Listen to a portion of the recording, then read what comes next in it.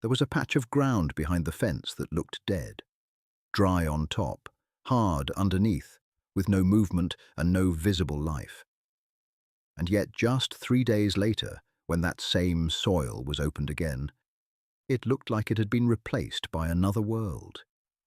Dark tunnels, loose earth, moisture where there should have been none, and worms, far more than should have been there. Not one or two, but dozens, then hundreds, all because something simple had been buried in the garden, something most people throw away without even thinking, something so cheap and so ordinary it almost seems ridiculous to call it a secret. But that is how real secrets usually work. They do not look expensive. They do not look advanced. They do not look important. They look like scraps, and that is exactly why almost no one notices them. What if the reason your soil feels lifeless is not because your land is bad, not because you lack talent, not because you need more fertilizer, more raised beds, more expensive compost, more products or more advice, but because the one thing that actually calls life back into the ground was removed from the system long ago? Because under healthy soil, in forests, on old farms, and in ancient growing systems, there was always a constant signal being sent downward. Food, moisture, softness, shelter, decomposition, a steady invitation for life to rise from below. Earthworms do not arrive by accident. They follow conditions, they follow comfort, they follow the quiet logic of nature. And if you create the right conditions in one small place, the ground begins to answer almost immediately. Most people think worms are just randomly present or absent. They assume you either have good soil or you do not. They think worm-rich soil is some lucky gift of climate, location, or genetics. So when their beds stay compacted and sterile, they blame themselves. They think they watered wrong, planted wrong, mulched wrong, or simply do not have a green thumb. But in many cases, the problem is much simpler. The soil is not being fed in the way living systems expect. The land is being asked to produce life, without first being given the signals that create it. And one of the strongest signals is buried organic material that holds moisture and slowly breaks down underground. So what is it? In the simplest version, it can be kitchen scraps, especially soft plant matter, crushed fruit waste, coffee grounds, soaked cardboard, aged compost, or partially rotted organic material buried directly in the soil. In some gardens, people bury pumpkin guts, melon rinds, banana peels, old lettuce leaves, soaked paper, or a pocket of compost in a shallow trench. Then cover it back up. What happens next looks almost unnatural if you have never seen it before. Within days, sometimes within a week, the area becomes cooler, softer, and moister than the surrounding ground. Microbes begin to bloom. Fungi begin to spread. The buried material starts to ferment and soften. That underground pocket becomes a feeding station. And worms find it. This sounds too simple, because people have been trained to believe the solution must come from a bag, a bottle, or a complicated system. But you have seen this principle your whole life. Lift a log in the woods, and what do you find underneath? Moisture, softness, insects, fungal threads, and worms.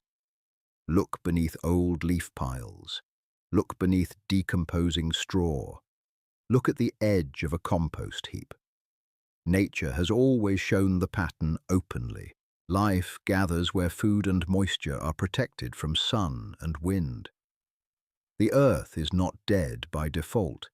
It becomes quiet when the conditions are wrong, and it wakes up quickly when the conditions return. This is why old farming cultures understood something modern gardening often forgets.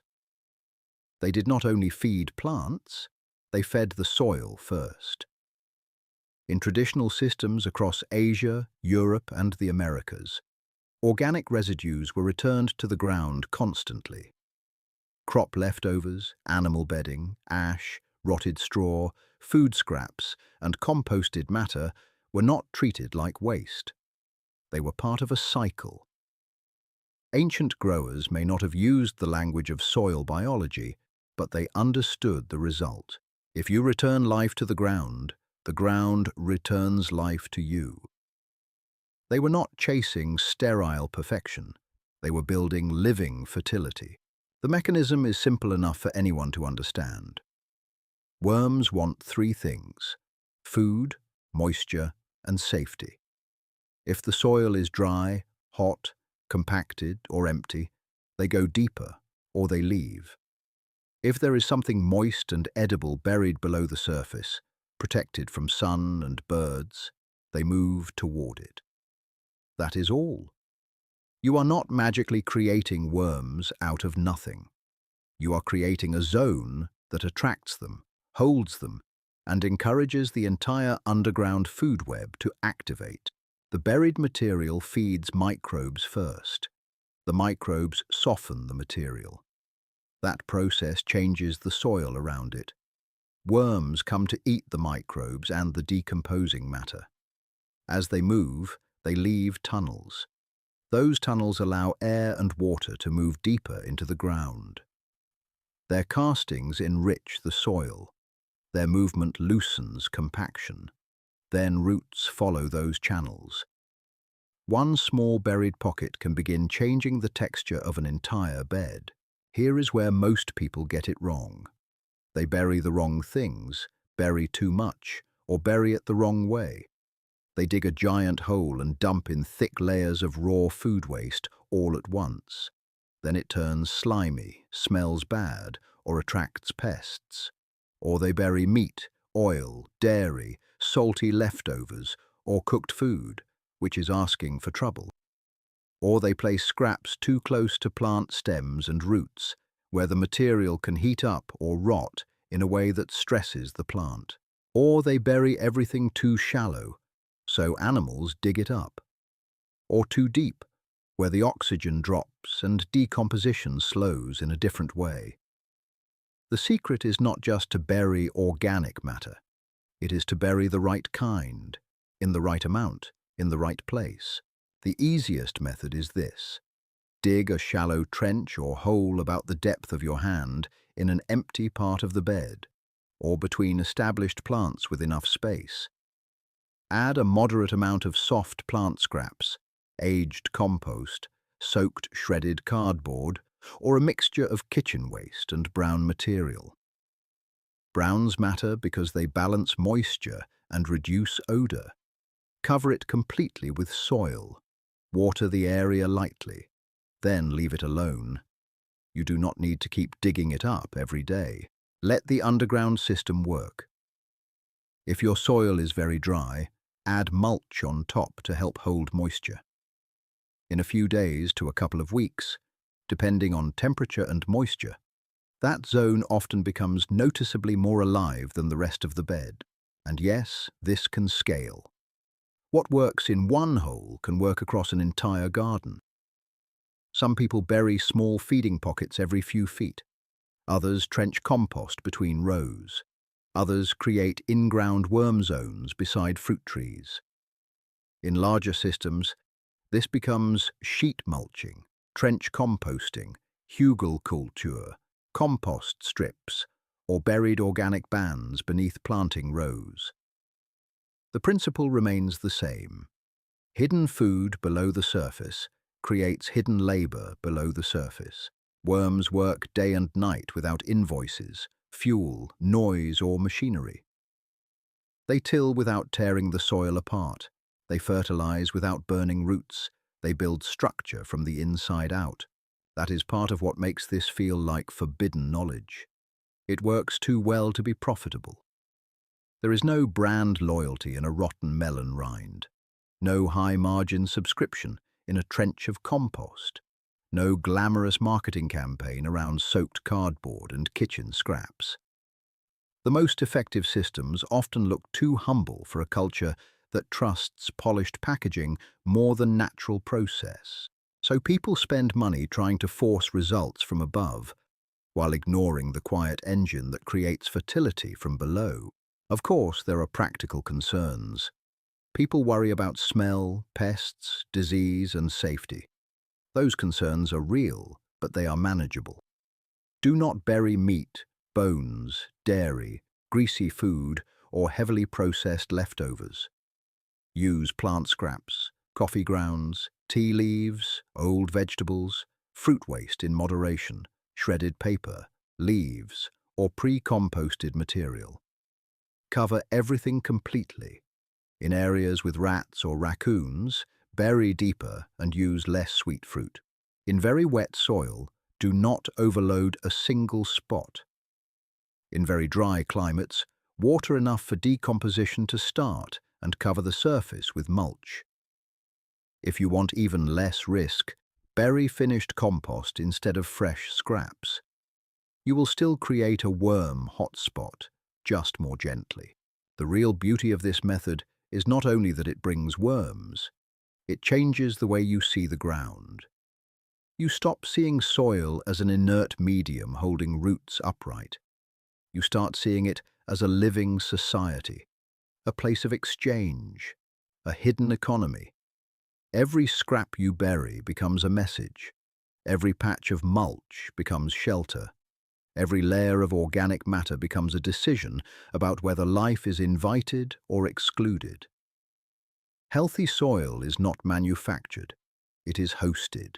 And once you understand that, a much bigger truth begins to appear. Modern life teaches people to remove every trace of decay, every leftover, every fallen leaf, every broken stem, every scrap that does not look neat. But nature does not build abundance by stripping systems clean. Nature builds abundance by cycling everything. What looks like waste on the surface often becomes wealth underground. That is the forgotten mechanism. Decomposition is not a failure of life. It is the engine of life. The hidden resource is not somewhere far away. It is already in your kitchen, your yard, your leaf pile, your cardboard stack, your compost corner, and your old plant residue. The low-cost solution was never hidden because it was rare. It was hidden because it was common. That may be the strangest part of all. The answer is often so close, so ordinary, and so unbranded that people walk past it every day. We have been trained to search for dramatic solutions while ignoring quiet ones. We trust complexity more than patterns. We trust price more than process. Yet beneath every fertile forest floor, beneath every old farm that stayed productive for generations, beneath every place where the earth remains dark and soft and generous, the same lesson repeats itself. When life is fed, life returns. So if your garden feels tired, compacted, silent, or resistant, maybe the ground is not rejecting you. Maybe it is waiting for the right signal. Maybe the soil is not asking for force. Maybe it is asking for an offering, a buried pocket of softness, a little moisture, a little food, a reason for the underground world to come back. And when it does, the change can be faster than most people believe. The ground loosens, water sinks instead of running off. Roots go deeper. Mulch breaks down faster. Plants begin to respond. Not because you dominated nature, but because you finally worked with it. That is the deeper philosophy hidden inside a handful of scraps, buried in silence. Most real power does not come from controlling living systems.